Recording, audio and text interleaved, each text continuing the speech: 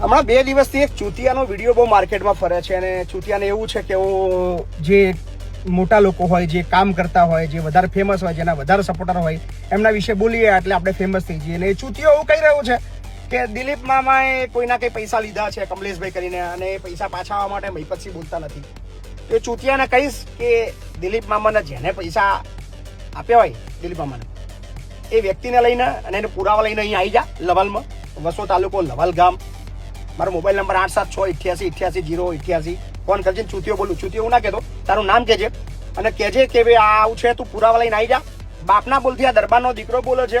તને એવું કે દિલીપ મામા ફોન નહીં ઉઠાવતા, દિલીપ મામાને ઘેર લઈ જઈશ, ઘર મેં જોયું છે. અને દિલીપ મામા નહીં આવે તેનું ઘર વેચીને એના પૈસા હું કાઢ લઈશ.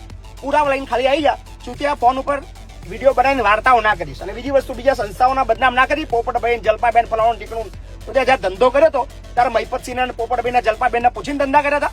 પૈસા ઓના આલ્યા હતા, નોલા ના હતા, ઓના આલ્યા હતા. જ્યાં તમે કઈ બી વ્યવહાર કર્યા કરોડો રૂપિયા એમને માલ દીધા. કોઈ બી એ કે મેં કરોડ રૂપિયા એમને માલ દીધા હતા. લઈને અને આલ્યા બી હોય તો પુરાવા લઈને આવી જાય. બાપના બોલતી તું બોલું છું, પૈસા કઢાવવાની જવાબદારી મારી. બાપુ બોલેગા. વિડીયોમાં તું હું મંડ્યો છું, તારો તું વંદરા જેવું ડાચું. ઘડીએ ઘડીએ કોઈક મને વિડીયો મોકલે તારા ડાચું દેખાય છે. એટલે મહેરબાની કરો ને, હા તારે પ્લાસ્ટિક સર્જરીની જરૂર છે, એના માટે બી આપણે એક વિડીયો બનાવીને દોન ઉઘરાઈને ભીખ માગીને તારું ઓપરેશન કરી હું કરાયા લી. એટલે માપે રહ્યા ને બીજી બહુ તને બહુ ટણી હોય, તને બહુ હવા હોય એવું કે મારું જેવું તોડવું હોય તોડ લો, તો તું તારું નામ અને તારું ફોન નંબર ને તારું એડ્રેસ ખાલી હાલ. એક બાપની ઓલાદ હતો વિડીયો બોલ નાખજે કે મારું આ એડ્રેસ છે, મારું આ સરનામું છે, અહીં રહું છું, મારો મોબાઈલ નંબર આ છે. એક બાપની ઓલાદ હતો. ઠોકવા તો તારા ઘરે આવીશ. તને બહુ હવા હોય ને એવી. ખબર છે મહીપતસિંહ ઉશ્કેરવાનું કામ કરું છું, સમાજ વચ્ચે વિગ્રહ થાય, પટેલ દરબાર વડી મરે, એવા ચોદા તારો ધંધો છે. પણ છાતી ઠોકીને બોલું છું, વાત મોઢા પર જ કરીશ કે ઘરે આવીને ચોદા ઠોકી માપમાં બોલવા માપ રાખજે. તારે વિરોધ કરવાનો તો અધિકાર છે. મહીપતસિંહ ફાઉન્ડેશનનો વિરોધ કર, મહીપતસિંહનો વિરોધ કર, પણ શબ્દની ગરિમા રાખીને ચોદા વિરોધ કરજે. બાકી ગોબા ઉખડી જશે. ઘરે આવીને ઠોકીશ એમાં ભૂલ નહીં. વકીલ છું, કાયદો જાણું છું, પણ કાયદો સાઈડમાં રહે છે. બહુ વધારે ચરબી કરીશ તો ઠોકવા હું જાતી જાય, બીજા કોઈને મોકલું, યાદ રાખજે. અને એક બાપની ઓલાદ હોય તો વિડીયોની અંદર તારું એડ્રેસ ને તારો મોબાઈલ નંબર ખાલી એટલું બોલ નાખજે. એક બાપનું ઓલાદ હોય.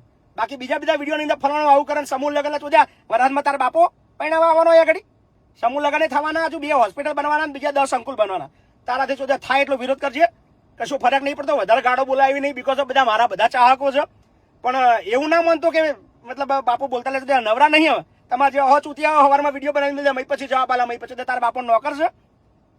હા, મહીપતસિંહ તો બધા ઘણા કોમ છે. 4,000 લોકોને ખવડાવવાનું, પીવડાવવાનું, એમને રાખવાનું ઘણા કોમ છે.